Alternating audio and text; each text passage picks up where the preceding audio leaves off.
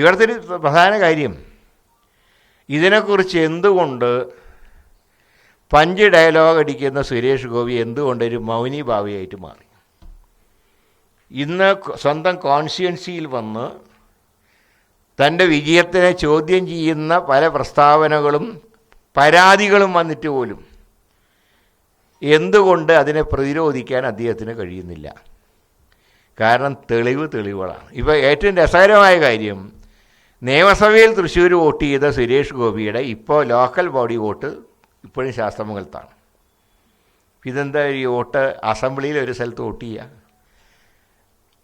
Local ബോഡിയിൽ വേറെ സ്ഥലത്ത് വോട്ട് ചെയ്യുക, പാർലമെൻറ്റിൽ വേറെ സ്ഥലത്ത് വോട്ട് ചെയ്യുക. അപ്പോൾ ഈ കേരളം മുഴുവൻ നടന്ന് വോട്ട് ചെയ്യലാണോ? അതാണ് ഏർപ്പാട്. അതുകൊണ്ടാണ് പറഞ്ഞത്, ഈ സംഭവങ്ങൾ മൊത്തം ഈ ഇന്ത്യയിലെ 50 കോൺസ്റ്റിറ്റ്യുവൻസികൾ കേന്ദ്രീകരിച്ചുകൊണ്ടാണ് രാഹുൽ ഗാന്ധി ചുമതലപ്പെടുത്തിയ ടീം ഇപ്പോൾ അന്വേഷണം നടത്തുന്നത്. അതാണ് വോട്ട് ചോരി എന്ന് പറഞ്ഞുകൊണ്ട്. ഇപ്പോൾ ഇന്നലെ കണ്ടത് ബീഹാറിലെ 124 വയസ്സുള്ളൊരു സ്ത്രീ. ഒന്ന് ആലോചിച്ച് നോക്കൂ. ബ്രഹ്മാവ് പോലും ഞെട്ടിപ്പോയി.